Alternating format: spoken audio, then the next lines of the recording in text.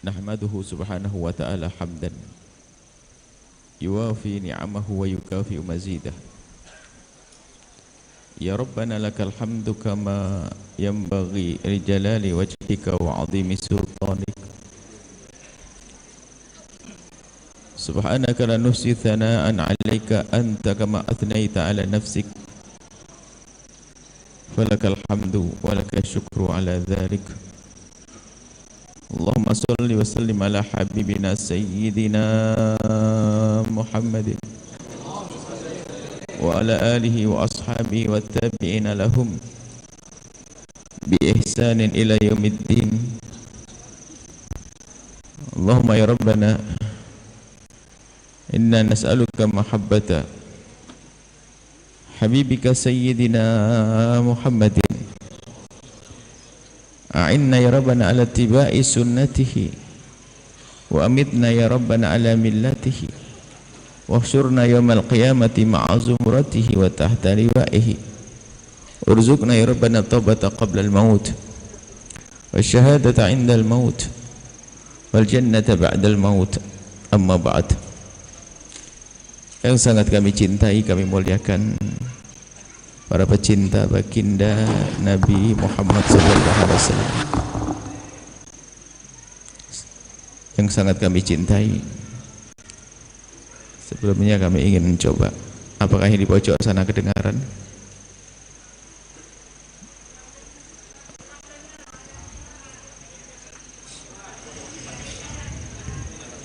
Kita merasa kalau suaranya nggak sampai sana.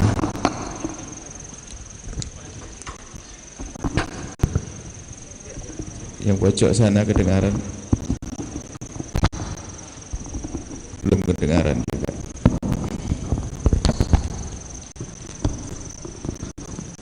Pojok tambah ada kedengaran. Pojok kedengaran? Cek. Tidak dengar. Tengah saja nggak kedengaran. Cek.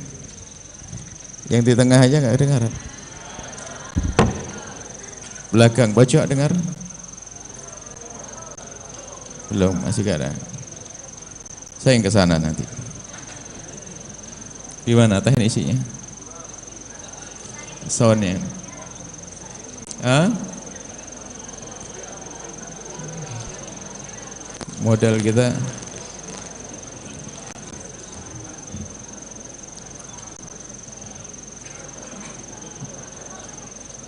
baik. Belakang dengar? Tidak dengar tuh. Separuh aja nggak dengar, tengah tidak dengar.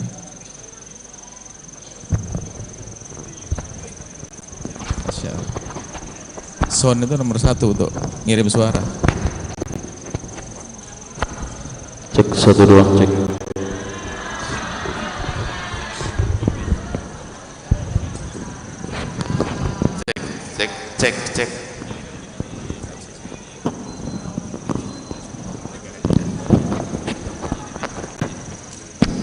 Cek. Cek.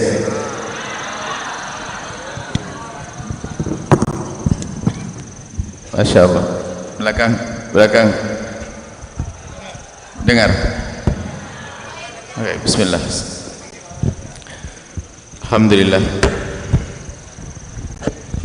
Yang di luar salahnya sendiri, kenapa di luar? Bismillah.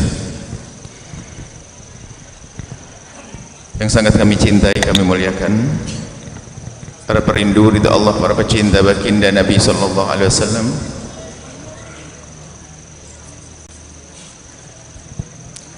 Sebentar lagi kita masuki bulan mulia, yaitu bulan Maulid.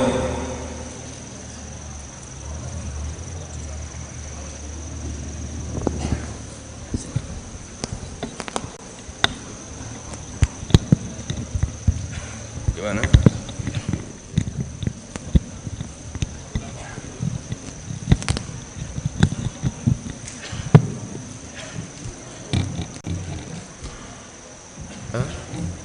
Bismillah. Sebentar lagi kita memasuki bulan Maulid. Kita melihat orang berbondong-bondong berlomba-lomba untuk mengagungkan syiar maulid. Maulid Nabi di mana-mana. Beberapa hari lagi. Akan tetapi apakah sudah betul-betul kita rasakan kalau kita sampai kepada tujuan? Perkumpulan perayaan Maulid Nabi itu sarana untuk menuju satu tujuan. Tujuannya adalah bagaimana kita menumbuhkan kecintaan yang sesungguhnya kepada baginda Nabi sallallahu alaihi wasallam.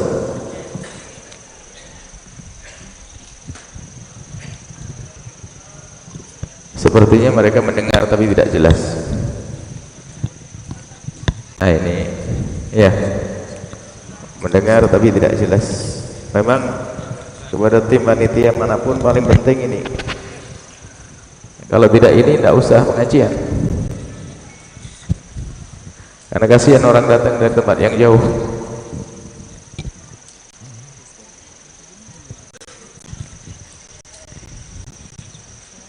Bismillah. Sudah, yang mendengar hati saja. Kalau kuping belum bisa mendengar, semoga hati kita bisa mendengar.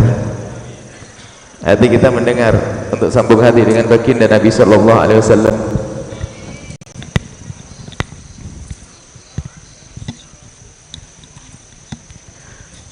Jangan sampai gebiar Maulid Nabi hanya gebiar saja di panggung dan mimbar, tidak sampai ke hati kita.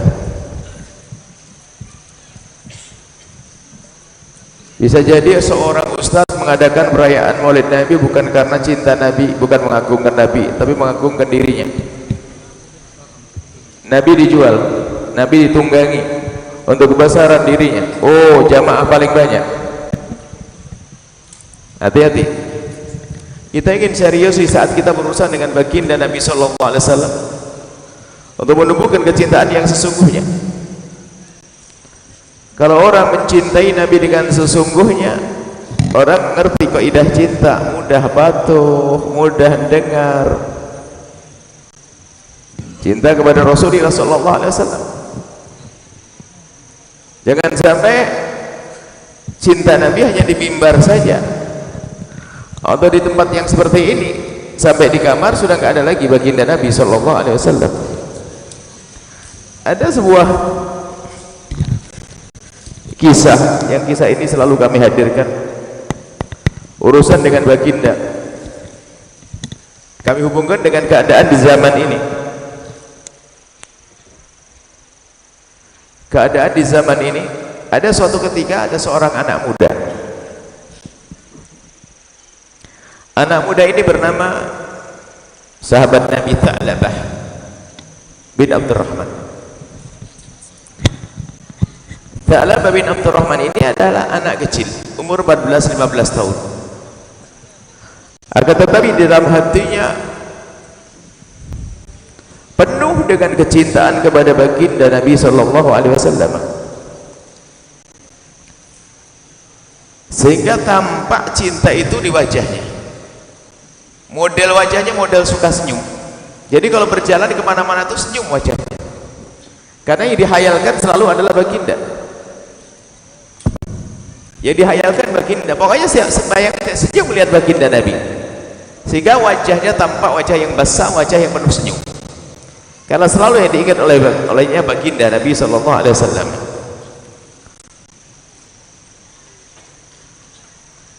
Kalau disuruh oleh baginda Nabi, disuruh untuk hajat Nabi, dia kalau disuruh cepat sekali, sampai jalannya kayak orang terburu-buru. Ditanya, kenapa sih kamu kok kayak buru-buru banget?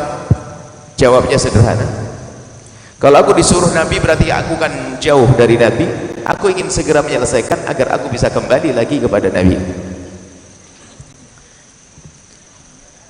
Kalau tidur di masjid, baginda Nabi kalau dia di masjid selalu di tempat yang sekiranya baginda Nabi akan masuk lewat mana. Karena begitu rindunya untuk melihat baginda Nabi pertama kali. Jadi bangga-banggaan melihat Nabi pertama. Oh, aku lihat duluan. Sudah dari hatinya kecintaan kepada Rasulullah. Suatu ketika Tha'labah ini disuruh oleh baginda Nabi untuk hajat baginda. di kampung di kota Madinah. Kemudian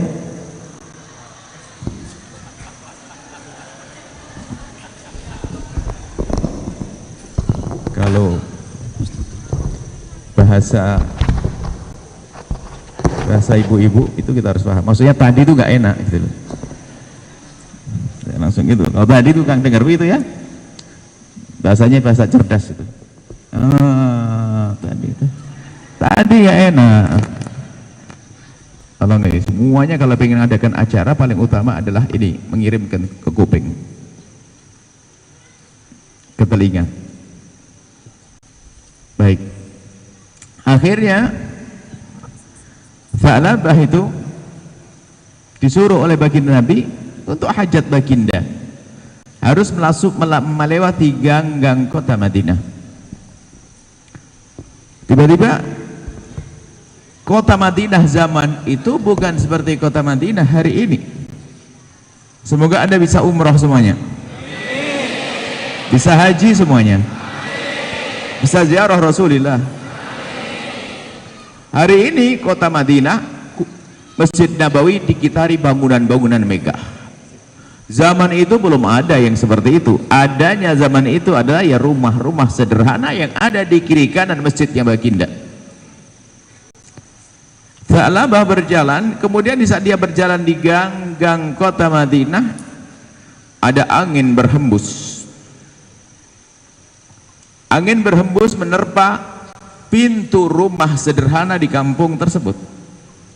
Rumah yang terbuat dari pelepah korma yang dirajut. Pintu terbuka, berbunyi. Sebagai manusia normal, di saat mendengar suara, otomatis dia langsung menoleh ke pintu tersebut. Setelah pintu terbuka, di balik pintu terbuka, angin berhembus, ada kain tersingkap, kelambu tersingkap. Di balik kelambu tersingkap ada wanita yang lagi mandi. Tha'labah yang mengikuti suara tersebut melihat dan langsung membuang mukanya, dan dia menangis menyesal. Astagfirullahaladzim. Langsung yang teringat adalah yang diingat baginda Nabi. Alangkah malunya aku, bagaimana aku bisa melihat Nabi setelah ini, karena mataku telah melihat yang kotor. Malu dia. Saking bingungnya, namanya anak kecil, dia malu. Pasti Nabi tahu, karena Nabi pasti diberi wahyu oleh Allah, memberitahu kalau aku telah melihat sesuatu yang kotor. Alangkah malunya aku. Menangis dia, menangis dan bingung. Namanya anak-anak bingung mau kembali kepada baginda Nabi, dia takut, dia bingung. Dia berjalan mengikuti arah langkah kakinya. Di sana baginda di masjid, baginda menanti, mana Tha'labah? Tidak ada. Di waktu sholat berikutnya dicari, mana Tha'labah? Tidak ada. Di waktu berikutnya, mana Tha'labah? Tidak ada. Akhirnya baginda Nabi menyuruh cari Tha'labah. Dicari di kota Madinah, semuanya tidak ada. Di rumahnya juga tidak ada. Kemudian Nabi memberikan isyarat, kau cari antara bukit sana menuju kota Makkah. Di antara bukit itu cari Tha'labah di sana. Betul? Yang berangkat Sayyidina Umar dan Sayyidina Salman Al-Farisi. Dua orang berangkat mencari Tha'labah. Sudah berhari-hari ini akhirnya. Di tempat tersebut, setelah dicari tempat tersebut, setiap ada gerombolan orang didekati oleh Sayyidina Umar, oh bukan. Setiap ada orang, oh bukan. Pas hingga akhir perkampungan, ada segerombolan kambing didekati, pasti ada pengembalanya. Barangkali dia tahu. Betul, ada penggembala yang ada duduk di situ. Ditanya, Pak, Bapak melihat ada anak-anak di sini? Penggembala kambing berkata, oh banyak anak-anak ini kampung kok. Oh bukan, maksud saya ada anak dengan sifat-sifat tertentu, anak asing, anak baru. Oh iya ada. Cirinya bagaimana? Umurnya kurang lebih 14 tahun, 15 tahun kata Sayyidina Umar. Terus kata penggembala, terus apa ciri khas yang lainnya? Anaknya itu riang kalau jalan cepat. Dijawab oleh penggembala kambing, ada anak di sini saya tidak pernah tahu sebelumnya. Memang seumur begitu, cuman dia bukan riang, tapi anaknya cengeng, nangis terus. Kata Sayyidina Umar, bukan itu, sebab Tha'labah orangnya riang. Kata Sayyidina Salman, mungkin juga barangkali dia karena jauh dari rumah lalu menangis. Coba kita lihat di mana. Pak, di mana tempatnya anak itu, Pak? Di atas bukit itu. Oh ya, langsung Sayyidina Umar mau menuju ke bukit tersebut, tapi ditahan sama pengembala kambing.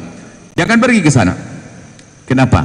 Dia sepertinya sangat takut dengan manusia. Kalau kamu naik ke atas, dia lebih ke atas lagi, tambah hilang nanti. Kata Sayyidina Umar, lalu bagaimana aku bisa melihat dia? Apakah anak itu yang aku cari atau bukan? Kata pengembala kambing, kau tunggu di sini. Dia itu setiap sore turun, sepertinya dia tuh minta makanan atau minta minuman. Lalu aku siapkan minuman. Aku siapkan minuman di satu tempat, pasti dia akan turun dan mengambil, setelah minum dia lari ke atas lagi. Oh begitu? Iya, kata pengembala kambing. Menjelang maghrib setelah asar disiapkan minuman.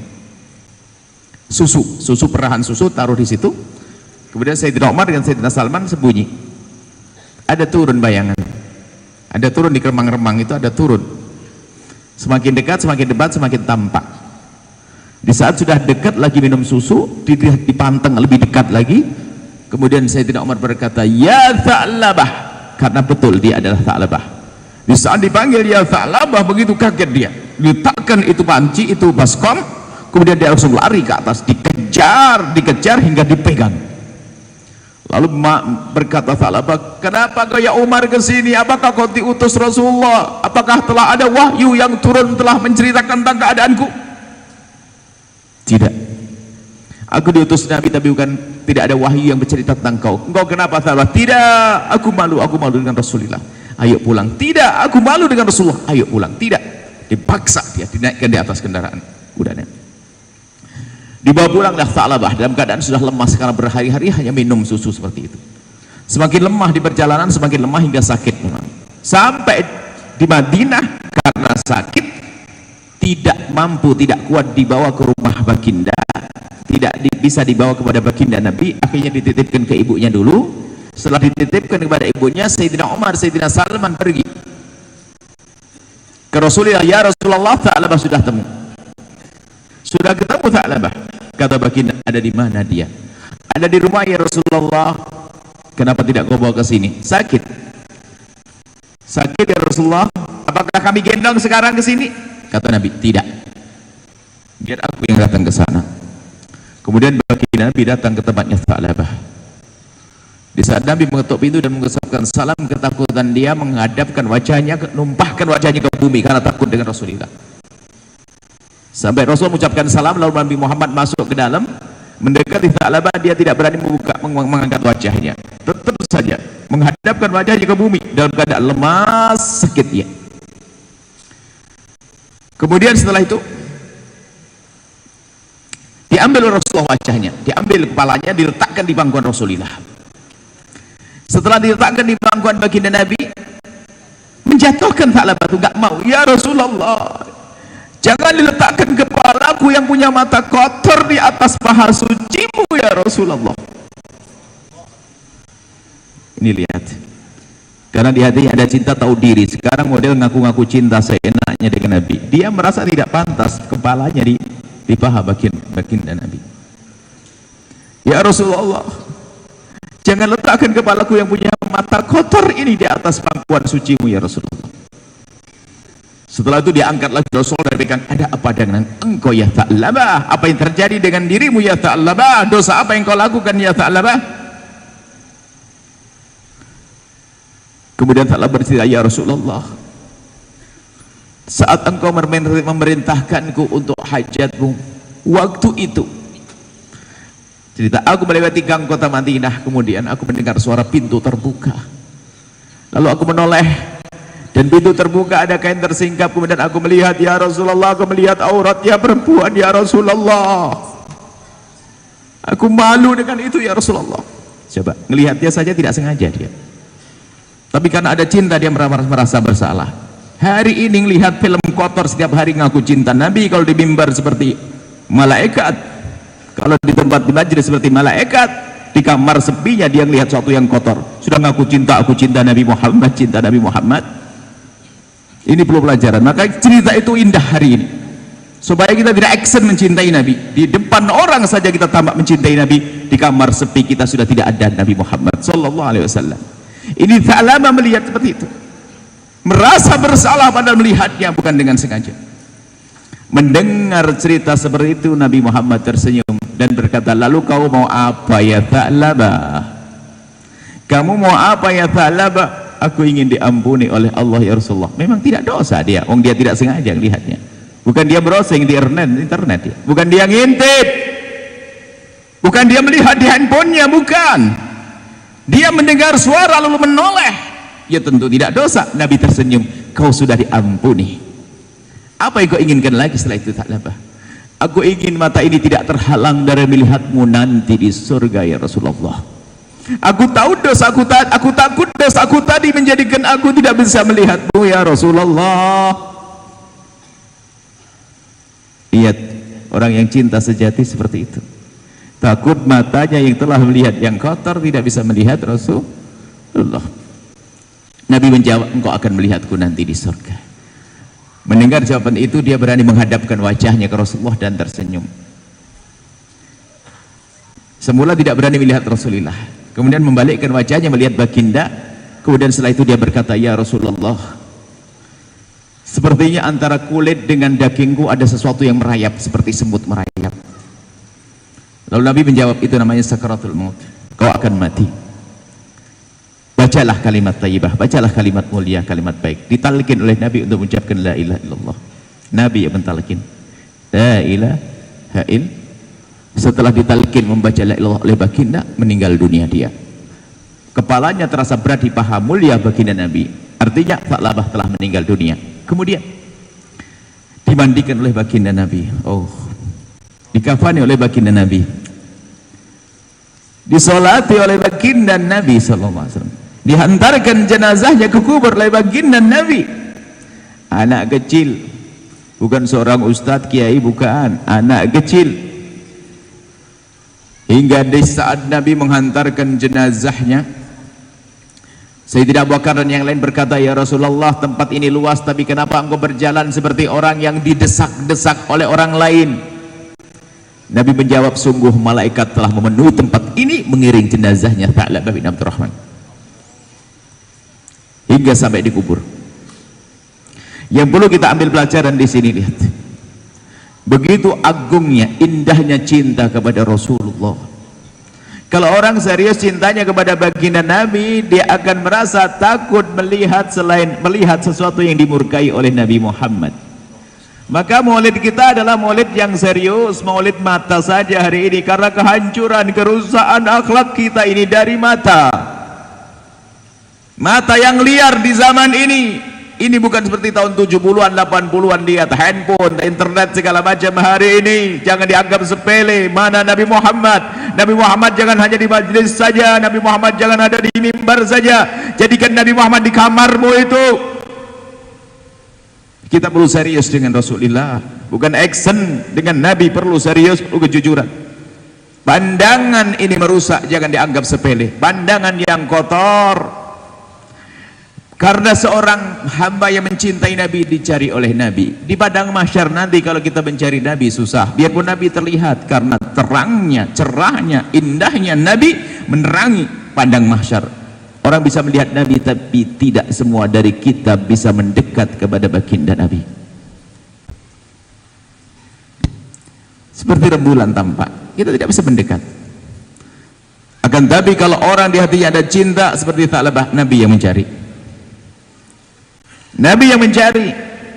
Makanya sekarang kita perlu serius dengan Rasulullah, cinta dengan hati, bukan bahasa di lisan. Wah, mungkin bikin spanduk gede, aku cinta Nabi, cinta Nabi. Nggak ada gunanya kalau tidak ada di hati. Kita perlu serius hari ini. Bagaimana kita mencintai Nabi? Kita mulai dari mata kita. Pastikan mata kita ini tidak melihat yang dimurkai Rasulullah. Berusaha belajar. Lebih dari itu, gara-gara mata ini ketahuilah kehancuran terjadi di rumah tangga. Kehancuran terjadi pada seorang anak yang semula soleh dan baik gara-gara pandangan yang kotor. Pandangan ini jangan main-main. Pandangan hari ini. Kalau Anda berkumpul dengan pakarnya, pakar psikolog misalnya, melihat film-film kotor merusak mental. Maulid kita sederhana deh. Kita perlu maulid kita adalah bagaimana kita menggunakan handphone kita dengan sebaik-baiknya. Tidak ada perzinaan itu terjadi secara langsung, nggak ada langsung, hei aku mau sama kamu zina, nggak akan terjadi. Akan tapi dari pandangan yang kotor. Biarpun kadang seorang tampak sangat solehah di rumahnya, akan tapi kalau matanya liar, dia akan seret kepada kehinaan karena sering melihat yang kotor. Dan ini terjadi.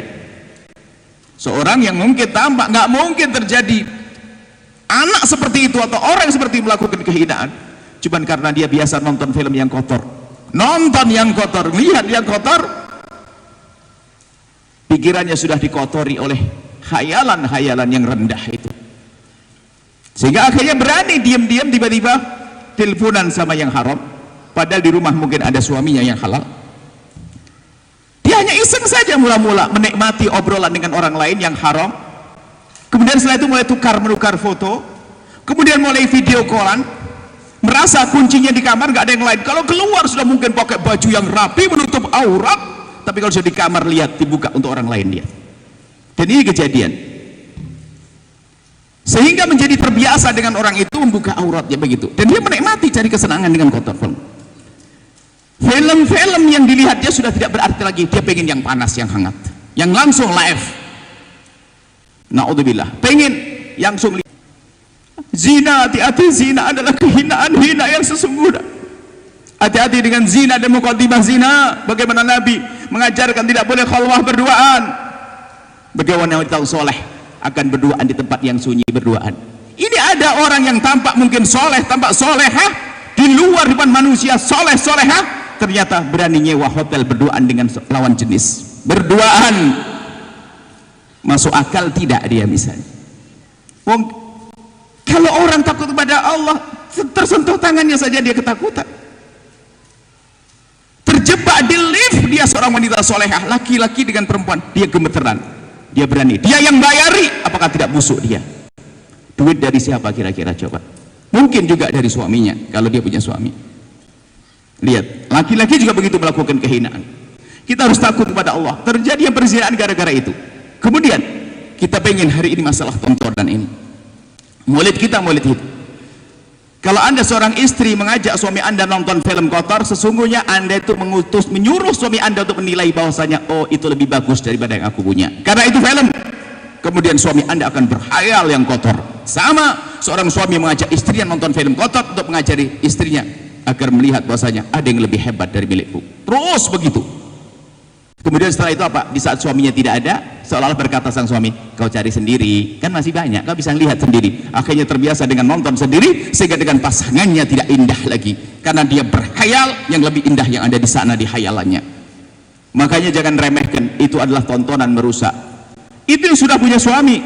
Yang belum punya suami mudah terjerumus dalam zina. Maka takutlah kepada Allah, hai hamba Allah, takut, jaga mata hari ini. Hari ini zaman mengerikan, jangan mengentengkan melihat aurat ya. Jangan mengentengkan dari sedikit demi sedikit. Seseorang perempuan yang kita ceritakan itu, semula hanya melihatkan, kau lihat mana fotomu, malu-malu mencerah memberikan fotonya. Ini kejadiannya, mula-mula hanya foto separuh kepalanya, separuh wajahnya, akhir wajahnya disanjung, lehermu bagus-bagus, bagus-bagus banget, akhirnya dikirim lehernya, turun ke bawah, dikirim dadanya, turun sampai baju. Bertahap iblis berusaha. Dan dia merasa bangga disanjung terus, oh bagus-bagus, padahal yang haram. Sama suami pun tidak, sama suami pun tidak seindah itu, tapi sama yang haram dia melakukan kehinaan. Allah Maha Kasih. Jika ada di antara kita orang semacam itu, segera kembali kepada Allah, hentikan tontonan yang haram. Merusak mental. Jangan dianggap sepele, merusak mental. Sehingga di dalam Islam ada yang namanya mahram. Mahram itu adalah yang haram dinikahi, ibu dengan anak, bapak dengan anak, kakak dengan adik. Mahram haram dinikahi. Karena layaknya kalau normal seorang kakak kalau melihat aurat adiknya, aurat besarnya, mohon maaf wilayah, pasti astagfirullah, adikku itu. Seorang anak lihat ibuku, astagfirullah, begitu, nggak mau melihatnya. Tapi hari ini lihat gara-gara tontonan kita menyelesaikan permasalahan. Anak umur 14 tahun membolongi kamar mandi hanya ingin mengintip ibunya lagi mandi. Ayo, seorang kakak diam-diam mengintip adiknya, seorang adik mengintip kakaknya, gara-gara kotor ya tontonan. Maka jangan dianggap sepele, dan anda pun harus waspada. Apa yang anda berikan kepada anak anda, handphone dan sebagainya, anda waspadai atau tidak. Kalau sudah rusak mental, ya naudzubillah, seorang bapak menzinai anaknya, dan ini banyak terjadi hari ini. Waktu ditanya anaknya kenapa kau diam, rupanya anaknya pun juga penasaran karena anaknya juga suka nonton ini kejadian. Padahal kalau lihat, oh bapaknya pakai kopiah putih yang bagus, anaknya pun pakai cadar, bahkan pakai baju yang rapi, dia mengakui ternyata kejadian. Semua sebabnya gara-gara tontonan. Lihat, ini gara-gara tontonan. Anda mungkin karena tidak dihadapkan kepada permasalahan orang, mungkin menganggap seolah-olah itu tidak ada. Di saat kami menempatkan diri di tempat bertanya orang, kita stres. Banyak kejadian perzinaan, kehinaan dan sebagainya gara-gara tontonan, karena dirusak mentalnya. Sehingga dengan pasangannya yang halal pun sudah tidak tertarik. Terpaksa dia mesra dengan pasangannya, dia lebih rindu dengan yang haram. Akhirnya keras hatinya. Sudah begitu ngaku maulid Nabi, Rasulullah. Tapi Allah Maha Kasih, hai hamba Allah. Jika Anda memang orang yang punya pandangan kotor di hari ini, di hari-hari yang lalu, ayo hari ini kita berbenah, kita jihad. Tidak harus kita di perang Badar sana, kita hindari tontonan kotor lillahi ta'ala, karena Allah, aku akan hindari itu semuanya. Bahaya sekali seorang anak kecil mengintip ibunya, syahwat dengan ibunya, sampai di saat anak itu tanya, siapa saja yang pernah kau coba apanya? Adikku waktu tidur. Dia memegang-megang adiknya waktu tidur, sampai dia sendiri cari kepuasan, biarpun tidak sampai melakukan, tapi sudah seperti itu. Bayangkan anak kecil 14 tahun. Sehingga divonis bahwa anak itu punya masalah psikologi, harus diselesaikan mentalnya. Gara-garanya itu tidak serta-merta, itu gara-gara tontonan, perlahan demi perlahan. Ayo kita serius. Hari ini kita suarakan masalah ini, biar orang tua pun di saat akan memberikan handphone kepada anaknya harus waspada. Kelihatannya tampak soleh, khusyuk di luar, tapi di saat kunci kamar di rumah mau apa dia? Sebagai orang tua kita harus tahu bahwasanya ini adalah ancaman buat anak-anak kita di hari ini. Kita pun harus waspada, jangan menentang kita suami. Ada sebagian mengatakan kalau suami istri nggak apa-apa, suami istri akan rusak. Dia akan menganggap istrinya tidak seindah yang dilihat. Istri yang tidak seindah yang dilihat, sehingga dia akan mencari yang ada di khayalnya. Kembali kepada Tha'labah bin Abdurrahman, itu melihat tidak sengaja saja, merasa takut tidak bisa melihat Nabi. Kita kok action banget kayaknya, wah kayaknya kita sudah dekat banget sama Nabi Muhammad, wah merasa pecinta Nabi, akan tapi itu hanya action. Nabi dijual.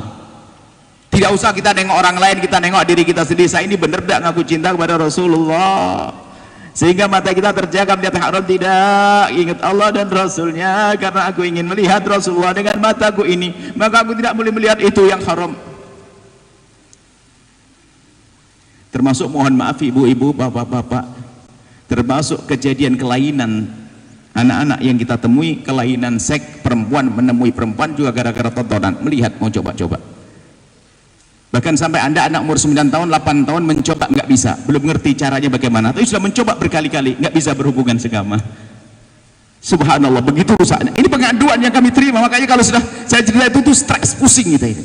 Begitu bahaya, di rumah kita bisa saja kejadian seperti itu kalau kita tidak waspada. Mengerikan hari ini. Anda jangan menyepelekan. Mungkin Anda yang sudah umur sepuh, syahwat sudah mulai luluh, itu pun masih bahaya. Bagaimana saat lagi semangat syahwatnya? Berarti yang perlu kita perhatikan hari ini adalah menjaga mata, mendekatkan hati kita pada baginda Nabi dengan menjaga mata kita dari melihat yang haram. Kullil mu'minina yaghuddu min absarihim, katakan pada orang beriman agar menjaga matanya. Wa kullil mu'minati yaghuddna min absarihin, katakan pada para wanita agar menjaga matanya. Semakin Anda menjaga mata Anda, wahai wanita, suami Anda akan semakin indah. Tidak bisa dipungkiri. Semakin kita menjaga mata kita, semakin indah. Tapi kalau sudah mulai liar matanya, lalu membanding-bandingkan, tidak seindah itu. Kalau kita menghindari memandang yang jelek, maka yang indah, yang halal akan semakin indah. Ini yang kemudian zina hukumannya. Zina adalah kehinaan. Zina adalah hina. Seorang perempuan menyerahkan kehormatannya. Seharusnya dia itu malu, tapi dia sudah dibuka, itu sudah tidak malu lagi. Seorang laki-laki melakukan zina. Zina adalah hina. Hina di dunia, hina di akhirat. Hina di diri, hina di keluarga. Seorang kafir masuk Islam, mu'allaf. Cucunya masih bangga. Bapaknya mu'allaf, neneknya mu'allaf. Tapi kalau berzina, berzina adalah hina. Cuman yang harus kita pikirkan, terjadinya perzinaan ini kadang-kadang seperti orang dibius. Ini yang kita ceritakan. Seorang perempuan yang gara-gara nonton, dibawa ke tempat, masuk hotel dan sebagainya. Dia mengatakan, saya kayak disihir. Bukan disihir. Kau sudah mulai kemarin, sudah terbawa dalam suasana itu. Kok disihir? Kok bilang disihir? Kok aneh banget. Oh, dia sendiri yang nyewa, dia sendiri yang bayar, dia sendiri yang niat keluar. Bukan disihir. Kamu sudah kebawa dalam perasaanmu yang kotor saat itu. Di sebuah kantor, seorang perempuan, seorang kantor dia seorang perempuan punya suami ganteng, suami yang tiba-tiba di kantor dia bekerja, ada seseorang nganterin air, berzina dengan dia. Waktu dia cerita begitu, suaminya kan mencerai dia akhirnya. Waktu dia langsung zina, nggak mungkin serta-merta. Kamu ngapain kok tiba-tiba seperti itu? Kamu nonton kan? Iya bu ya, saya nonton. Gara-gara tontonan dia di kantor sambil nonton begitu, ada salah laki lagi masuk yang nganterkan air galon begitu masuk, rupanya guyonan begitu langsung dikunci pintunya, terjadi. Begitu singkatnya kehinaan, gara-gara tontonan. Maka jangan sampai mendengar fatwa ngaco dari sebagian ustadz berkata kalau suami istri gak apa-apa. Nonton suami istri, bukan masalah itu ya, pengaruhnya itu loh. Pengaruhnya kepada perendahan pasangannya, merendahkan pasangannya. Maka jangan sampai Anda mau nonton-nonton seperti itu. Gini loh, sederhananya begini. Anda seorang wanita mengajak suami Anda ke pantai, di situ banyak perempuan renang. Kira-kira Anda itu pinter atau bodoh? Maksudnya suamimu suruh lihat, tuh bang bagus-bagus tuh, lihat, gitu kan? Bukan bodoh sebetulnya. Ya kurang lebihnya seperti ini, lebih dahsyat lagi. Suruh menilai, bang tuh milik itu kau lihat, milikku tidak seperti bisa begitu. Naudzubillah. Apalagi yang namanya film selalu ada bermacam-macam apa namanya ya, dengan poles, dengan edit, dengan segala macam. Kemudian lebih dari itu kekotoran, hati menjadi kotor, liar, mukanya muka manusia tapi otaknya iblis. Sehingga kalau sudah biasa nonton film kotor, melihat perempuan, laki-laki bersama film kotor, melihat perempuan bukan lihat geleger tubuhnya, langsung tutup poin. Oh mungkin ada yang unik di bagian-bagian tertentu, terus begitu. Kalau pandangannya selalu liar, nggak bisa. Wow gitu, masya Allah. Saya teringat ada seorang wanita pakar juga, psikolog dan yang lainnya menceritakan tentang ini, dan kami baru sadar ternyata selama ini kami hanya ngomong zina haram, zina nggak boleh, zina ini, kita lupa membahas sebabnya kepleset dalam zina, tidak pernah kita bahas. Kita sering menceritakan, kita hanya zina termasuk dosa-dosa adalah zina haram, zina lupa ternyata orang berzina tidak serta-merta. Biarpun ada orang cantik syahwatnya gede, laki-laki ganteng syahwatnya gede, ketemu langsung ngomong hei aku zina, belum tentu mau dia.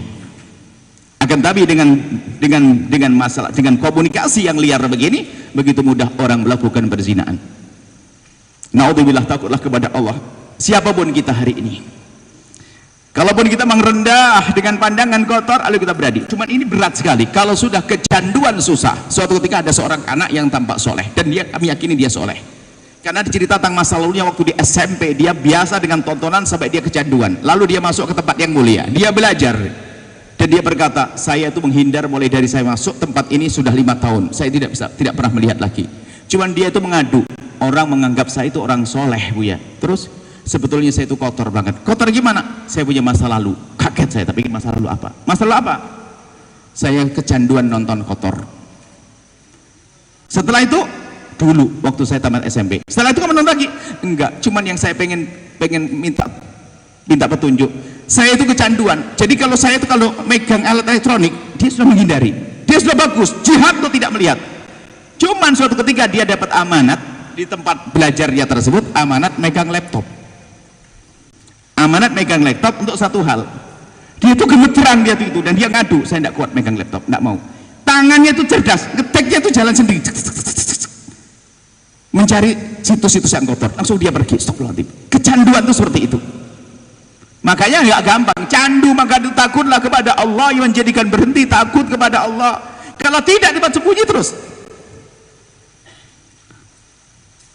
Kemudian mohon maaf wahai hamba yang terkasih, Kalaupun hubungan Anda dengan suami Anda nggak usah di video, nggak usah di kamera. Karena apa? Handphonemu itu bukan kuping yang nempel terus, itu bisa jatuh dilihat oleh anakmu. Ini kejadian juga seorang anak gara-gara melihat video bapak ibunya, sehingga dia sering melihat hubungan bapak ibunya di video. Kan aneh. Itu handphone itu bukan kuping yang nempel terus, bisa saya jatuh ke tangan siapapun. Hati-hati, ini pendidikan. Hari ini tak perlu pendidikan, perlu ilmu supaya orang tidak semaunya sendiri. Dan zina adalah kehinaan. Kalau sudah orang pernah melakukan zina, kalau tidak segera tobat, ketahuilah dia akan penasaran dengan yang haram dan dia tidak akan puas dengan perzinaan. Yang berani zina sekali mungkin akan 2, 3, 4. Selagi tidak tobat, tidak kembali kepada Allah. Maka yuk takut kepada Allah. Kuncinya adalah bagaimana kita mendekatkan diri kita kepada baginda Nabi. Kita perlu serius. Di rumah kita handphone untuk anak-anak kita, kita harus waspadai. Urusan handphone ini saya belajar dari orang non muslim, orang kafir. Seorang wanita Amerika, ini ceritanya pun sudah berapa, 10 tahun yang lalu kalau tidak. Kami membaca satu artikel tip bagaimana memberikan handphone kepada anak, bukan seorang muslim. Dia berkata, kalau ingin memberikan handphone kepada anakmu harus ada perjanjian, kesepakatan. Ada 10 minimal. Dia orang kafir ya, orang non muslim. Pertama, handphone ini milik mama, bukan milik kamu anakku. Yang kedua, yang pertama. Yang kedua, ini ada berapa pun. Yang kedua, tidak boleh pakai PIN. Yang ketiga, tidak boleh ada yang kau hapus, histori apapun, surat apapun, tidak boleh kau hapus. Yang keempat, setelah sampai di rumah, tempatnya di situ, yang mama boleh ambil, kau boleh ambil. Bisa. Terus ada 10 poin itu. Rambu-rambu. Kalau memang kamu setuju, oke, mama belikan. Kalau tidak, tidak. Sekarang kita latah langsung dibelikan begitu saja, sehingga anaknya pun akhirnya susah diperintah, betul kan? Kalau disuruh masih main handphone dan sebagainya. Apalagi kalau pintu kamar dikunci, hati-hati, mau ngapain dia dengan handphonenya? Bisa saja mentalnya rusak, jangan dianggap sepele. Ya Allah, Anda mungkin tidak meletakkan diri Anda di tempat yang orang bertanya kepada Anda. Kalau Anda menjadi orang yang ditanya, stres urusan-urusan semacam ini, urusan handphone. Makanya jangan latah dibelikan begitu saja. Perlu ada pendidikan, dan juga biasanya itu karena suri toladan. Kenapa anaknya kok pengen handphone? Mamanya kemana-mana handphonean, sampai anaknya manggil, ma, temannya di mana ma? Diem. Mama, di mana ma? Ma, oh ya di sini. Oh, handphonean ibunya. Gimana anaknya ada pengen handphone? Tolong sadar wahai ibu.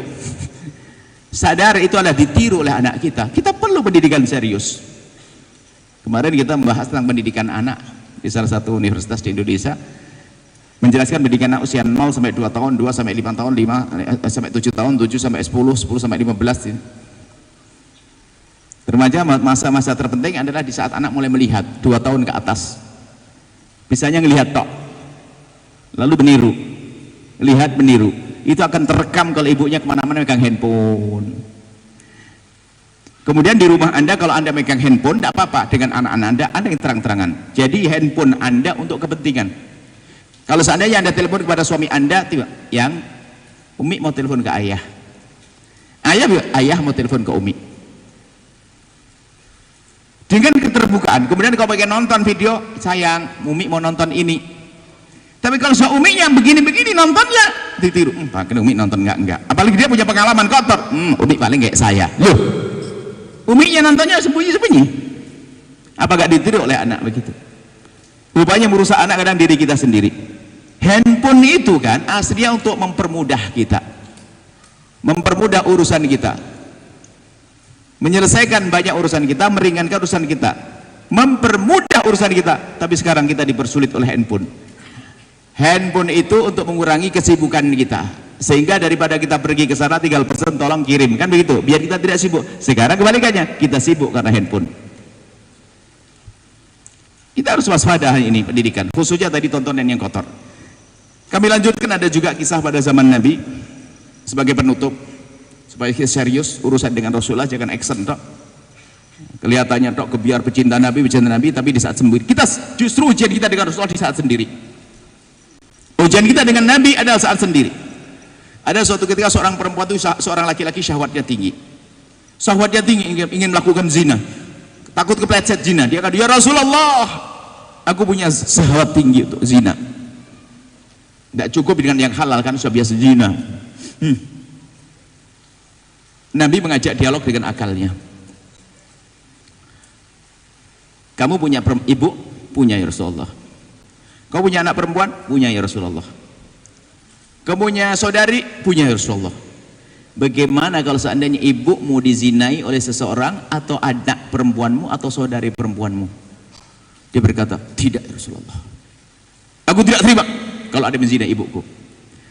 Lalu Nabi menjelaskan, begitu juga perempuan yang kamu zinai, pasti kalau dia bukan ibunya seseorang, maka dia adalah saudaranya seseorang. Nah, maka perempuan itu kalau bukan ibunya seseorang, maka itu saudarinya seseorang atau anaknya seseorang. Tentu ada yang marah di sana. Diajak berpikir dengan akalnya. Dia sejenak berkata, iya. Tapi setelah itu kambuh lagi dia, tapi susah saya ninggalkannya Rasulullah. Nah, maknanya apa? Belum cukup ilmu tok. Ilmu itu haram, tapi kenapa masih melakukannya? Nggak cukup ilmu. Belajar ilmunya kayak apapun, tapi ilmu tok. Dia ngerti, diajak oleh Nabi dialog dengan akalnya, bahwasanya kalau engkau berzina dengan perempuan, tentu di sana ada orang marah juga. Gimana kamu? Iya Rasulullah, aku paham itu. Tapi ternyata itu tidak mengurangi gejolak syahwatnya. Kemudian oleh baginda Nabi ditarik tangannya, didekatkan, dipegang dadanya. Di saat pegang dadanya, ketemu pandangannya Nabi dengan pandangan orang tersebut. Lalu laki-laki tersebut setelah melihat mata Nabi dan tangannya di dada Nabi, gemetaran dia dan berkata, ya Rasulullah, mulai saat ini aku tidak akan lagi mau lakukan itu. Apa perbedaannya dari detik sebelumnya dan detik setelah ini? Apa yang membedakan antara saat ini dan sebelumnya? Rasa kedekatan dengan Nabi menjadikan hatinya sejuk. Mungkin ada yang bertanya setelah itu, enak banget kalau memang lagi bergolak syahwat tinggi, kemudian ada Nabi yang mengelus dadanya. Sekarang nggak ada Nabi. Oh betul, Nabi sudah tidak ada di tengah-tengah kita. Tapi bukan sekedar Nabi bisa mengelus, sebetulnya Nabi bisa ada di hati kita hari ini. Maka biasakan serius dengan Rasulullah, Nabi di hati kita. Kita merasa dekat dengan Nabi Muhammad yang sesungguhnya. Maka untuk mencintai Nabi bermacam cara, banyak baca sholawat, sering baca sejarah baginda Nabi, dikit-dikit Nabi Muhammad, lakukan sunnah Nabi, dikit-dikit Nabi Muhammad, minum dengan tangan kanan, ingat Nabi Muhammad, mau ke toilet, ingat bagaimana cara Nabi Muhammad masuk toilet.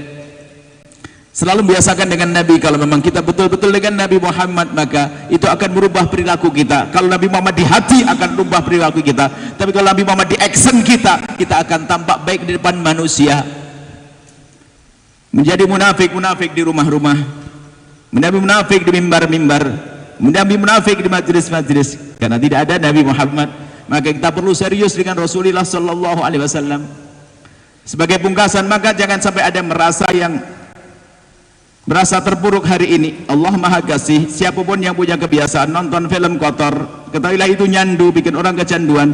Apapun bentuknya, Anda harus berhenti, hamba Allah, dan niatlah malam ini Anda akan jihad untuk meninggalkan tontonan yang kotor.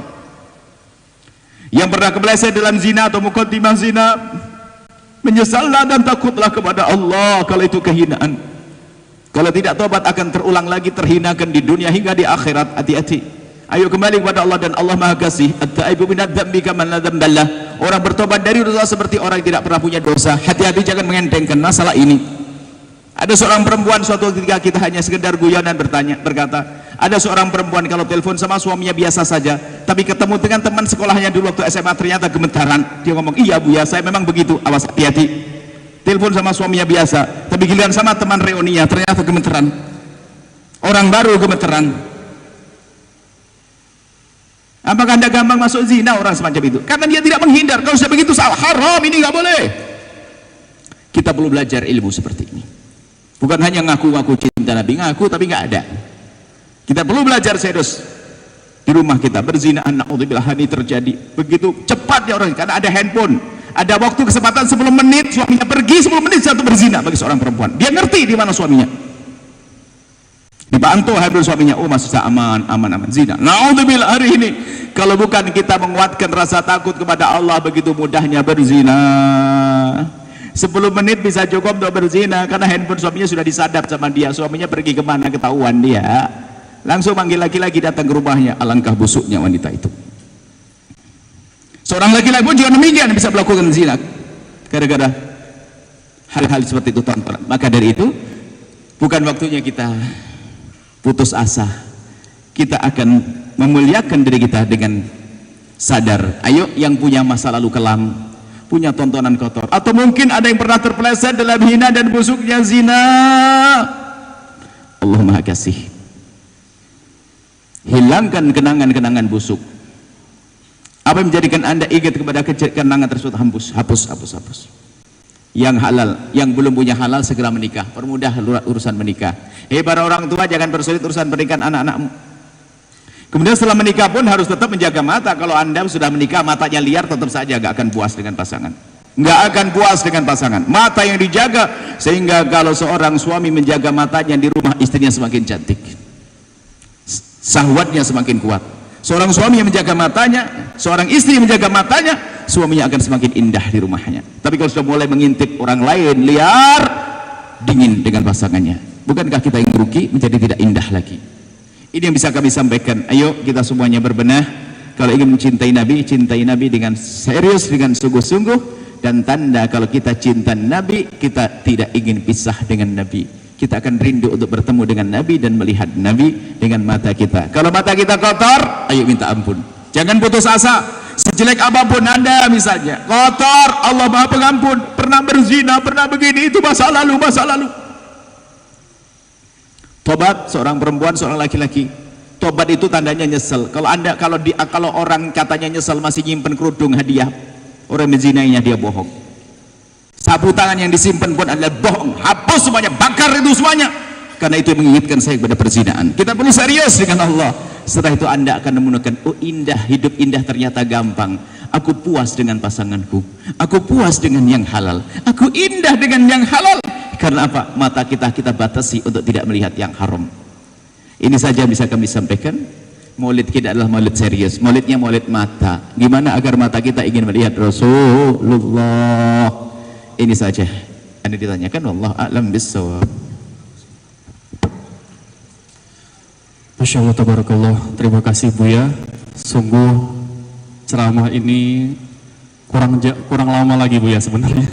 Tapi berhubung waktu Buya yang juga tentunya sangat terbatas, kami persilahkan kepada jamaah yang ingin bertanya, satu dari ikhwan dan satu dari ikhwat untuk sesi pertama. Buya yang milih atau saya Buya? Ya. Tadi kami melihat satu adik yang baju hitam dulu, satu lagi bapak, ya silakan. Silakan berdiri, kami berikan Ustadz Mustamal boleh? Ustadz. Ya silakan sebutkan nama dan langsung ke pertanyaannya Pak, diaturi. Assalamualaikum warahmatullahi wabarakatuh. Assalamualaikum. Nama saya Roni. Saya mau bertanya sama Ustadz. Saya punya anak saya sudah menikah. Sejak dia menikah itu sampai saat ini dia melihat orang tuanya setahun sekitar 4 kali. Sedang orang tuanya selalu dihina, dulurnya selalu dihina. Sudah berkeluarga. Jadi kami sebagai orang tua ini rasa sedih. Anak sudah menikah malah menghina orang tua, sedangkan dia bisa jaya, bisa senang dari orang tua. Modal dari orang tua, dibantu oleh ibunya. Malah kami sebagai orang tua dan dulur dihina, dicaci, malah dilecehkan.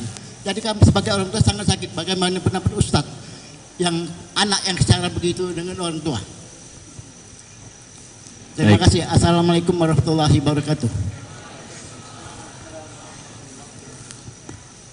Pendidikan anak itu panjang. Tidak boleh ada kata berhenti mendidik anak. Ada mendidik anak di saat umur 0 sampai 2 tahun, sampai 5 tahun, 7 tahun, 10 tahun. Nanti ada mendidik anak di saat anak melakukan kesalahan, di saat anak melanggar. Mendidik anak di saat anak melanggar. Ini ada ilmu baru lagi. Kadang sebagian orang tua mendidik anak yang melanggar tidak sesuai sehingga malah dia menjadi jauh dari Allah. Seorang perempuan nakal dengan laki-laki diusir sama bapaknya, ditangkap sama laki-lakinya misalnya. Bahkan mungkin naudzubillah, tadi kami singgung masalah perzinahan. Ada seorang perempuan dizinai seorang laki-laki, bapaknya bodoh, malah dikejar laki-laki itu untuk bertanggung jawab. Kau berbuat, kau bertanggung jawab. Laki-laki itu ingin menjerumuskan anaknya, sehingga mendidiknya tidak pakai kecerdasan. Sudah anaknya dihinakan laki-laki itu, malah dikejar laki-laki itu. Ini ada model-model semacam itu. Alasannya apa? Bahasa yang di masyarakat, kau berbuat, kau bertanggung jawab. Itu ngerusak pagar, tanggung jawab, bangun pagar lagi. Bukan urusan menzinai. Kalau ada seorang bapak, anaknya dinodai seorang laki-laki, laki-laki itu busuk, awas jangan deket-deket. Malah disuruh menikah, dikejar sampai ke luar pulau, nggak mau lagi laki-lakinya, bodoh banget. Karena apa? Dia sudah menzinai 11 orang barangkali. Misalnya semacam itu. Ada kadang di saat anak salah, kita salah cara mendidiknya. Termasuk mohon maaf, mungkin ada anak yang tidak bisa baik sama orang tuanya. Atau bahasa kasarnya durhaka, mencaci, mengolok dan sebagainya. Itu tetap anak. Itu tetap anak. Dan kami ingatkan kepada semua anak, hei wahai anak, tidak akan kau bisa bahagia sepanjang hidup anda. Tidak akan bahagia, dan tidak akan bahagia, dan tidak akan bahagia, dan hanya akan sengsara hidupmu di dunia sebelum di akhirat kalau hidupmu tidak baik dengan bapak ibumu. Lihat, ini rumus. Ini bahasa jelek. Ini pendidikan untuk anak. Harus hati-hati. Biarpun menikah dengan anak raja, dia akan disengsarakan. Dia akan sengsara, akan hancur durhaka pada orang tua. Ini babnya bab nasihat buat anak. Tapi bagi orang tua yang punya anak kok durhaka, anda harus lapang hati saat ini. Jangan biasa mengutuk anak. Bisa jadi karena mungkin emosi kita yang berlebihan sehingga menjadi anak kita lari dari kita. Mungkin kita telah salah mendidik anak-anak kita. Mungkin kita tidak mendidik santun. Mungkin anak kita marah dengan saat, misalnya mungkin anak kita marah dengan kita karena kita jahat dengan pasangan kita. Lo ada loh, seorang anak benci dengan ibunya karena apa? Ibunya zalim kepada ayahnya. Seorang anak marah dengan ayahnya sampai nggak mau melihat karena apa? Ayahnya zalim kepada ibunya. Artinya jika ada anak melakukan hal semacam itu, kita perlu koreksi diri kita. Kenapa kok semacam itu? Apakah ada yang perlu dirubah? Yang jelas aku harus lapang hati. Itu anakku, aku nggak boleh rela kalau dia masuk neraka. Jadi kita harus meningkatkan kesabaran, minta ampun kepada Allah barangkali karena kesalahan kita, dosa-dosa kita, sehingga anak kita dihukum oleh Allah dengan anak yang durhaka dan seterusnya. Tapi jangan dikutuk, jangan di ini, jangan dicaci kan ini. Dia suka mencaci saya, mengolok saya. Ya kasihan di dia. Tinggal saya mendoakan saja doa yang baik. Memaafkan, ya tetap memaafkan. Seorang tua tetap memaafkan. Karena orang tua tidak akan rela anaknya masuk neraka. Kita perlu merubah, ya kita perlu mencari sebab kenapa kok anakku seperti itu. Kalau ternyata ayah sudah baik, ibu juga sudah baik, lembut, ngasih modal, segala macam, anak kurang ajar, memang dia ahli neraka. Pun demikian seorang ayah tetap saja harus lapang hati memaafkan. Sehingga kami sampaikan kepada siapapun, kalaupun kita menemukan perilaku anak tidak baik, jangan biasa dendam, apalagi mengutuk. Gara-gara para dasar kau ahli neraka, kau dasar kau jahat, dasar kau bejat, dasar kau, oh nggak boleh begitu. Maka biasakan kalimat yang baik wahai orang tua. Kalaupun menemukan anak yang tidak baik omongannya, tetap kita doakan dengan doa kebaikan. Karena itu adalah anakmu, nggak boleh emosi. Ada seorang ibu itu kalau marah sama anaknya, dasar kau neraka, neraka dasar. Tetangganya semuanya ngomong amin, nggak mau dia. Emosi dia. Emosi, makanya jangan biasa emosi lo mengutuk. Kalau emosi doa, sugih, kaya, soleh, gitu loh. Kalau bahasa Arab kan Allah yahdik. Gitu. Kalau dalam istilah Arab itu kalau lagi marah sama orang itu doain Allah yahdik, semoga Allah memberikan petunjuk kepadamu. Tapi anda kalau sama orang Arab jangan Allah yahdik, sebab Allah yahdik sudah kayak bisuan. Bisuan itu kayak cacian. Allah yahdik, wah marah dia gitu kan. Padahal isinya doa kan. Sebetulnya awalnya barangkali membiasakan kalau kita lagi marah jangan nyaci orang. Kalau kita marah, rezekinya banyak, panjang umur itu loh gitu. Kita ingin merubah. Kalaupun kita marah apalagi sama anak, jangan sampai kita marah lalu mengucapkan kalimat yang kotor. Ya Allah, anakku ngomongnya kotor, ya Allah jangan kau hukum dia karena omongannya kotor, ya Allah ampuni dia. Terus kita biasakan semacam itu. Kemudian kita juga berubah. Adapun yang ditanyakan mungkin bukan kejadian dalam keluarganya, akan tapi itu sebuah cerita. Kalau seandainya kami bertemu dengan dua-duanya akan kami lacak. Kenapa kok anak sampai semacam itu? Sebabnya apa kira-kira? Apakah serta-merta semacam itu? Atau karena pergaulannya? Atau istrinya? Mungkin istrinya yang rusak. Mungkin bapaknya kurang baik. Mungkin semuanya. Yang jelas anak durhaka tempatnya neraka, tidak akan bahagia. Yang kedua, seorang ayah yang baik tidak akan merelakan anaknya masuk neraka, biarpun anaknya bejat, jahat dan sebagainya, tetap lapang hati dan memaafkan adalah orang tua yang sejati. Namanya anak-anak, bisa jadi salahnya anak karena salahnya pendidikan kita, sehingga setelah itu seorang ayah tetap saja lapang kepada anaknya yang salah sekalipun memaafkan, karena itu adalah anak. Jangan dikutuk, jangan dicaci, jangan diolok. Ini saja, wallahu a'lam bissawab. Yang kedua kami persilakan kepada akhwat ya. Assalamualaikum warahmatullahi wabarakatuh. Sebelumnya perkenalkan Buya, nama saya Okta. Qadarullah Buya. Sebelumnya ayah saya sendiri melakukan perselingkuhan. Kalau bercerita tidak boleh membawa app siapapun. Stop, turun, tidak boleh. Enggak, ini ada pertanyaan orang. Enggak, pertanyaan saya sendiri. Tidak boleh. Jangan bicarakan app-nya siapapun saudara sampai kapan hari Muhammad. Tidak boleh. Enggak boleh. Ayah, makasih ya. Tolong ada adab, ada tata krama, tolonglah. Kalau Anda ingin bertanya jangan bilang, "Buya, saya kemarin berzina." Tidak usah ngomong begitu kalau mau tobat. Tetangga saya, ponakan saya, ibu saya, tidak perlu. Ada adabnya dalam bertanya. Ini di media seluruh dunia. Didengar dua orang pun tidak boleh, ada rambu-rambunya. Jadi kalau Anda punya masalah pribadi, Anda tidak perlu bercerita. Anda boleh bercerita bahasa begini, adab. Nanti bisa langsung spesial dengan kami langsung ya, dikasih kesempatan besok ngadep ke Buya langsung. Siapa yang bertanya? Boleh khusus, tidak boleh di media begini. Karena mohon maaf ini, yang ingin bertanya jangan Anda membongkar aib Anda sendiri. Ada adab. Baik, silakan. Ya, ke Ibu ini boleh mic-nya dikasihkan, mohon izin. Ya, ke Ibu yang jilbab hitam. Ya, silakan Ibu berdiri, silakan perkenalkan nama dan langsung ke pertanyaan. Ya, alhamdulillah, kesempatan yang sangat mulia. Assalamualaikum warahmatullahi wabarakatuh.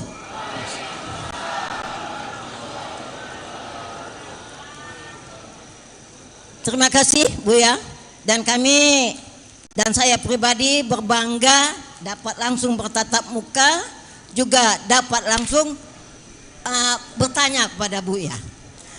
Yang kami tanyakan Buya, sehubungan dengan apa yang Buya sampaikan tadi mengenai HP, saya kira itu sudah merupakan musuh dari masyarakat, terutama orang-orang yang beriman. Nah, dalam hal ini, kalau kita tidak memberikan HP kepada anak atau kepada cucu, jelas tidak mungkin. Karena kadang-kadang anak juga sekolah, entah itu pakai HP, entah atau bagaimana digunakan di rumah. Karena kadang-kadang di sekolah, apalagi 2 tahun yang lewat, yang kadangnya COVID tadi, ya. Nah, selanjutnya kami bertanya, andai kata masalah HP ini kami tidak bisa menahan anak-anak untuk memilikinya, dan tidak mungkin rasanya untuk selalu memeriksa apa yang dilakukan oleh anak atau cucu dengan HP-nya. Sekarang andai kata ya, langsung Bu, Buya selaku orang yang cukup ternama di Indonesia, kami mohon melalui Buya, kira-kira program isi HP khusus untuk Indonesia saja itu dipisahkan dengan yang ada di luar negeri. Nah, itu khusus, hanya usul ya, mengingat mengapa ya? Oke Bu. Ya, karena HP ini juga sudah sangat membingungkan kita masyarakat. Baik, insya Allah sudah dapat poinnya. Terima kasih. Kami mohon dapat penjelasan Buya, walaupun ini tidak mungkin rasanya. Terima kasih. Wassalamualaikum warahmatullahi wabarakatuh.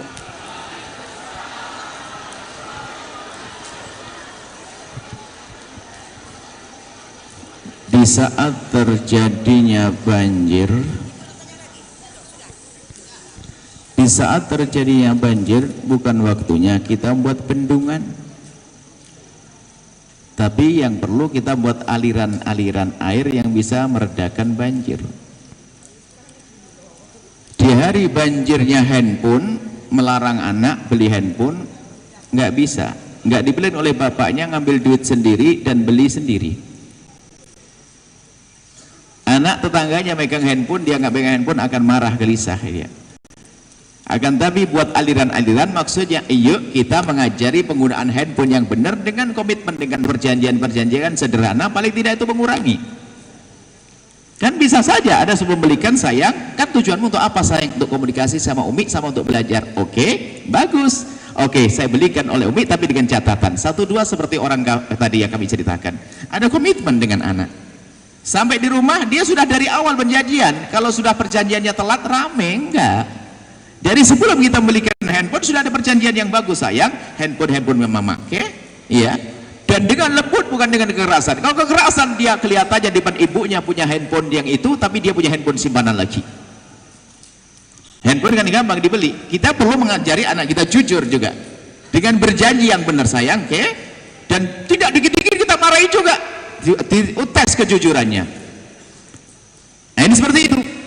Jadi sebelum kita memberikan handphone kepada anak kita, paling tidak ada beberapa wejangan, ada pembekalan pada anak-anak kita, cara penggunaannya.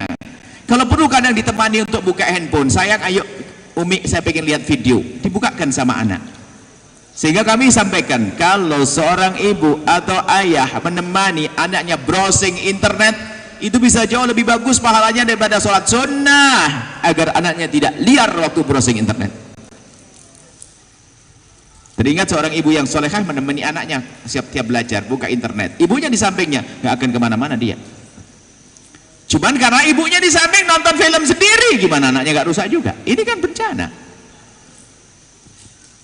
Adapun yang diusulkan bisa saja kita mengusulkan, akan tapi kan permasalahan benteng itu hendaknya kita jadikan di hati anak kita, bukan hanya benteng di negara. Anggap saja program handphone begitu semuanya, dia lewat internet, dia lewat yang lainnya lagi. Dia yang bisa, tapi bagus mengurangi itu termasuk cara. Seandainya ada kesempatan kebijakan negara membatasi tentang situs-situs dan sebagainya, itu boleh, bagus. Itu akan tapi kita hendaknya mulai dari diri kita, keluarga kita, rumah kita. Kita kalau tidak akan memberikan handphone pada anak kita, kalau dengan beberapa komitmen, dengan perjanjian-perjanjian yang menguntungkan untuk anak kita. Diajari biar dewasa. Anak-anak lebih mudah diajak untuk berjanji kok. Lebih bisa patuh dengan kesepakatan kok. Anak kecil dia senang dibelikan HP oleh uminya. Setiap pulang HP diletakkan di situ, uminya bisa lihat sewaktu-waktu, dan kita kontrol sewaktu-waktu. Dia akan terus merasa terkontrol, maka dia akan terkurangi ketidakbaikannya. Bahkan kalau ada temennya ngirim film kotor, ketahuan sama ibunya, sayang berarti kamu hati-hati dengan anak ini, kan dinasihati sama ibunya. Seperti itu. Kemudian ada lagi solusi sebetulnya problem handphone dan pergaulan hari ini. Problem handphone dan pergaulan hari ini ada solusi yang mungkin selama ini tidak pernah diperhitungkan, akan tapi itu yang nyata. Problem anak muda hari ini apa? Handphone, pergaulan, liarnya media sosial dan sebagainya. Ternyata itu semua akan terselesaikan di saat anak kita masuk pondok pesantren. Coba. Hari ini pondok pesantren, alhamdulillah bermacam-macam pondok pesantren yang bisa mengantarkan anaknya kepada pendidikan tinggi. Kita punya pondok, anak-anak kita ada di Unsri juga banyak. Anak dari Jawa di Unsri banyak. Ngambil kedokteran juga ada, ngambil ini ada. Jadi hari ini pondok pesantren sudah lengkap di Indonesia ini. Anda pengen jadi apa anak Anda? Dan di lingkungan pondok pesantren ini yang selama ini coba problem 80% problem anak-anak hari ini terselesaikan di pondok. Coba Anda jejer problemnya apa sih anak muda yang menjadi nakal itu? Pergaulan, handphone, internet, media sosial segala macam. Chat masuk pondok blek itu gak ada. Megang handphone gak boleh. Anda tidak perlu melarang anak megang handphone. Kenapa? Memang tidak ada handphone. Browsing internet ada peraturannya, sekolah dipantau karena layarnya bebas terbuka. Yang di laboratorium semuanya bisa. Adalah pondok hari ini, adalah solusi. Kalau Anda apa? Kami rindukan semuanya untuk merindukan anaknya ke tempat mulia namanya pondok pesantren. Anak-anak Anda sudah masuk sana, Anda tidak pusing. Makanya kita yang punya pondok pun ternyata permasalahan anak-anak di pondok itu ternyata justru waktu pulang ayah ibunya meminjamkan handphone, balik ke pondok mulai rusak pikirannya. Itu yang ada hari ini. Coba aja punya pondok, permasalahan pasti gitu. Yang punya pondok permasalahannya adalah bapaknya di rumah minjemin handphone. Alasannya apa? Mumpung di rumah, kasihan. Akhirnya liar anak di rumah, balik ke pondok sudah pikirannya rusak. Seminggu dirusak dengan tontonan. Na'udzubillah. Lagi-lagi yang rusak bapaknya, ibunya. Jadi pondok, maka kami rindukan Anda untuk mengenal pondok pesantren atau mengenalkan anak-anak Anda ke pondok pesantren hari ini. Anak banyak mau jadi dokter, jadi jenderal, ada kok pondok menghantarkan ke sana tingkat SMP, SMA. Kemudian jika ada yang berkata, nggak mungkin deh anak saya masuk pondok, sudah kuliah dan sebagainya. Kalau memang anak Anda tidak mungkin masuk pondok pesantren, dengan jasadnya pondokkan hatinya, sambungkan hatinya ke pondok pesantren. Itu penting untuk menjaga dia agar dijaga oleh Allah. Caranya bagaimana? Ya caranya kalau Anda biasanya mengirim 1 juta rupiah, Anda tambah 100.000 menjadi 1.100.000. Lalu 100-nya untuk apa? Sampaikan pada anak Anda, sayang, mama tambah 100.000. Untuk apa Umi? 100.000-nya kau kirim ke pondok sana. Disambungkan hati ke pondok. Dia nyumbang, dia bantu 100 bulan pertama, kedua, ketiga, keempat, kelima. Terasa hatinya kenal pondok. Sampai dia selesai kuliah, dia kenal pondok. Sampai bekerja pun diingatkan, sayang, untuk pondok jangan lupa. Biarpun jasadnya belum pondok, tapi hatinya insya Allah di pondok akan dijaga oleh Allah. Mungkin ada yang ketiga, model orang tua. Ini saya karena terlanjur sudah ngomong pondok pesantren supaya tidak ada yang sedih. Yang ketiga adalah anak yang badung bandel. Waduh, kalau saya kasih duit tambahan nggak kira nyampe ke pondok, paling dia 4 sama dia. Anak saya oke. Kalau memang orang tua mempunyai anak yang badung bandel, tidak bisa dibenahi, susah, maka tetap Anda berurusan dengan pondok pesantren, ngurusi anaknya orang lain. Maka ketahuilah janji Allah melalui lesan Rasulullah, Allah fi aunil abdi maka al abdu fi auni akhi. Kalau Anda menolong anaknya orang, Allah akan tolong anak Anda. Yang keempat yang tersisa, khususnya Anda nggak punya anak, tidak diberi oleh Allah anak di dunia, jangan sampai di akhirat Anda tidak punya anak. Siti Aisyah tidak punya anak di dunia, di akhirat punya anak banyak. Imam Nawawi tidak punya anak di dunia, punya anak di akhirat. Caranya bagaimana? Berurusanlah dengan tempat-tempat mulia kayak pondok pesantren. Hari ini kami serukan pondok pesantren Madrasah Diniyah untuk menjaga akhlak anak kita. Pesantren. Kenapa? Anda jangan sampai wahai orang kaya raya yang gak punya anak, meninggal dunia gak punya apa-apa di akhirat. Anak gak punya, hartanya gak dibawa. Yang gak punya anak, jangan sampai menjadi kaya di dunia, meninggal Anda bingung siapa yang mewarisi harta. Tumpahkan harta Anda ke tempat yang mulia untuk mendidik para anak-anak, sehingga anak-anak yang ada di pondok menjadi anak-anak Anda meninggal dunia di alam barzah, Anda punya anak yang banyak. Selesai semuanya.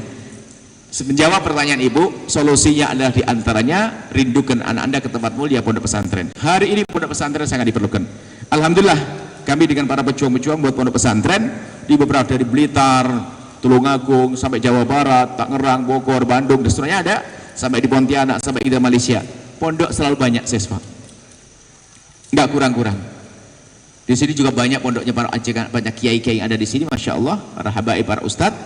Pilihkan anak Anda ke tempat-tempat tersebut. Tentunya Anda pilih yang akhlaknya baik, akidahnya benar. Kemudian setelah itu, ya peraturannya, kalau sudah ada, oh bebas handphonenya, ya, Anda takut handphone, ya jangan dimasukkan sana dong. Bebas pergaulannya, ya jangan di situ, pilih dong yang lain dong. Seperti pondok kita pondok di Cirebon sana nggak boleh, jajannya pun dibatasi, handphone tidak ada, telepon orang tuanya dibatasi. Tapi Anda sudah terbiasa dengan seperti itu, menjadi nyaman karena tidak banyak gangguannya. Handphone ini ganggu, informasi baru, berita baru, gangguan, apalagi kehinaan-kehinaan tersebut yang merusak mental, merusak hati, itu bisa terjadi kepada anak-anak. Seperti itu. Adapun usulannya, insya Allah semoga bisa saja itu terwujud, tapi berdoa sambil berusaha nanti kita bisa sampaikan ke yang lainnya. Gimana caranya bahasanya di Indonesia itu nanti menjadi negara yang khusus situs-situs nggak baik itu kehapus sendiri. Ya kadang-kadang kami berdoanya tuh ekstrim banget, ya Allah semoga ini internet ini hilang aja deh, nggak pakai internetan, nggak YouTube hilang nggak apa-apa, yang penting nggak maksiat deh, semuanya hilang. Hari ini kita betul-betul diuji dengan media-media itu, mengerikan. Itu saja, wallahu a'lam bishawab. Bismillah. Jazakallah khairan. Kami ucapkan terima kasih Buya atas semua jawaban dan arahannya. Sebelum kita tutup dan juga berpisah di majelis yang mulia ini. Mohon kiranya Buya untuk dapat memandu doa bersama untuk seluruh jamaah yang hadir pada malam hari ini, dan juga mungkin ada jamaah juga yang mungkin sedang sakit atau yang berhalangan hadir. Mudah-mudahan Allah sembuhkan dari segala sakitnya. Yang sedang ada masalah juga mudah-mudahan Allah berikan jalan keluar. Dan jika kita berdoa semoga masjid ini Buya, Masjid Ar-Rahmah 2 bisa menjadi masjid yang makmur, yang bisa bermanfaat untuk seluas-luasnya umat. Tafadhol Buya untuk dapat memimpin doa bersama. Bismillahirrahmanirrahim. Alhamdulillahirabbil alamin. Allahumma shalli ala habibina sayyidina Muhammad wa ali sayyidina Muhammad. Allahumma ya Allah, ya Rahman ya Rahim, pandang kami dengan kasih sayang dan cinta darimu, agar kami bisa berkasih sayang dengan sesama kami. Jauhkan kami dari berbuat zalim ya Allah. Jauhkan kami dari berbuat zalim kepada siapapun dari umat kekasihmu Nabi Muhammad, lebih khusus yang ada di dalam rumah kami. Jauhkan kami dari berbuat zalim kepada pasangan kami ya Allah. Jauhkan kami dari berbuat zalim pada pasangan kami ya Allah. Jauhkan kami dari berbuat zalim pada anak-anak kami ya Allah. Jauhkan kami dari berbuat zalim pada saudara-saudari kami ya Allah. Ganti dengan cinta di antara kami. Jauhkan kami dari dendam, benci, dengki ya Allah. Maka kami mohon ya Allah, jika ada orang berbuat salah kepada kami, menyakiti kami, zalim pada kami, aniaya kepada kami, menfitnah kami, menggunjing kami mohon ampuni dia ya Allah, karena dia umat kekasihmu Nabi Muhammad. Kami tidak ingin ada orang masuk neraka karena berbuat jahat kepada kami, karena berbuat zalim kepada kami. Ya Allah, hilangkan dendam di hati kami ya Allah. Jauhkan kami dari sebab-sebab kehinaan, jauhkan kami dan tetangga kami dari meninggalkan salat. Ya Allah, jauhkan kami dan tetangga kami dari meninggalkan salat. Jika ada di antara mereka yang sering meninggalkan salat, ampuni ya Allah, berikan kesadaran dan jadikan dia esok hari menjadi ahli salat. Jauhkan kami dari judi, baik bisa judi nyata atau judi di alam maya, judi online yang saat ini banyak merasuk, diikuti oleh hamba-hambamu yang tampak khusyuk dalam salatnya, tampak baik secara zahirnya, akan tapi dia telah melakukan dosa besar berjudi ya Allah. Kami mohon ya Allah, jika ada di antara kami ada hambamu yang terpeleset dalam judi-judi itu ya Allah, berikan kesadaran dan ampuni dia ya Allah, ampuni dia ya Allah, bukakan pintu halal untuknya. Jauhkan kami dari minuman keras ya Allah, jauhkan kami dari zina yang busuk, hina dan kau hinakan itu ya Allah. Jauhkan kami dari zina yang busuk dan kau hinakan itu ya Allah. Jauhkan kami dari mukaddimah zina itu ya Allah. Jika ada di antara kami ada hambamu yang pernah terpeleset dalam zina atau mukaddimah zina, kami mohon berikan kesadaran kepadanya ya Allah. Bencikan kepada zina, bencikan kepada mukaddimah zina, tutup aibnya ya Allah, sehingga di dunia tidak terhinakan ya Allah. Tutup aibnya di akhirat, sehingga di akhirat tidak kau hukum ya Allah. Bukakan pintu halal untuknya dan cukupkan dengan yang halal, dan jauhkan kami dari menggunjing berzina ya Allah. Siapapun yang pernah terpeleset dalam hina dan busuknya zina, berikan kesadaran dan ampuni ya Allah. Jangan biarkan terus berlarut dalam kehinaan itu ya Allah. Engkau maha kasih, Engkau maha kuasa untuk menghentikan kami dari kehinaan kami ya Allah. Kami mohon ya Allah, jadikan kami ya Allah hamba yang senantiasa ya Allah patuh taat kepada kekasihmu Nabi Muhammad, kepadamu ya Allah. Dan kami mohon ya Allah, jaga anak-anak kami ya Allah. Mereka yang datang dengan anak-anak mereka, muliakan. Yang anak-anak ditinggal di rumah mereka, jaga mereka ya Allah. Dan kami mohon berikan kepada kami kemudahan dalam mendidik anak-anak kami ya Allah. Jauhkan mata kami dari melihat yang haram. Jauhkan kami dari melihat yang merusak hati kami, merusak mental kami ya Allah. Sungguh ya Allah, jika Engkau ingin menghancurkan mata kami karena dosa itu sudah sangat cukup. Begitu besarnya dosa itu, maka kami mohon jangan hancurkan mata kami. Ampuni kami karena dosa pandangan kami ya Allah. Dan kami mohon jaga pandangan kami ya Allah. Jauhkan kami dari melihat sesuatu yang kau murkai ya Allah. Jauhkan kami dari melihat sesuatu yang kau murkai ya Allah. Dan kami mohon ya Allah, yang sempit rezeki lapangkan dengan rezeki yang halal penuh berkah, yang sakit sembuhkan, yang punya hutang mudahkan kami dalam bayar hutang-hutang kami, yang punya hajat untuk menikah mudahkan mereka untuk mendapatkan yang halal agar terhindar dari yang haram. Yang halal ya Allah, ya Allah, jadikan hidupnya indah, berikan pada kami kebahagiaan di dunia hingga di akhirat nanti.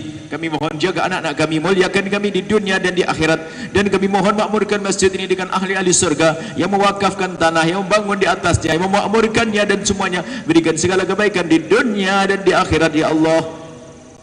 Para kiai-kiai, ulama-ulama yang ada di kiri kanan tempat ini, makmurkan mereka ya Allah, makmurkan tempat mereka dengan orang-orang soleh, guru-guru yang baik, murid-murid yang baik ya Allah. Dan kami mohon ya Allah, jangan kau jadikan ini pertemuan terakhir kami di dunia. Kami masih ingin bertemu di dunia hingga kelak di surga. Dan kami mohon ya Allah, panjangkan umur kami dalam ketaatan serta sehat walafiat, berikan pada kami semua husnul khatimah, mati dalam keadaan iman. Dan kami mohon ya Allah, jadikanlah ucapan kami di akhir hayat kami kelak saat kau hendak mencabut nyawa kami ingin saat itu ya Allah, hati dan lidah kami mampu mengucapkan kalimat agung dan mulia, la ilaha illallah sayyidina Muhammadur Rasulullah, la ilaha illallah sayyidina Muhammadur Rasulullah, la ilaha illallah sayyidina Muhammadur Rasulullah sallallahu alaihi wasallam. Rabbana atina fid dunya hasanah wa fil akhirati hasanah wa qina adzabannar. Wa sallallahu ala sayyidina Muhammadin wa ala alihi wa sahbihi wasallam. Walhamdulillahi rabbil alamin. Al-Fatihah.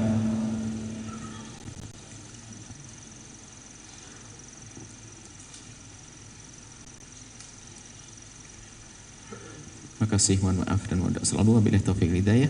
Assalamualaikum warahmatullahi wabarakatuh.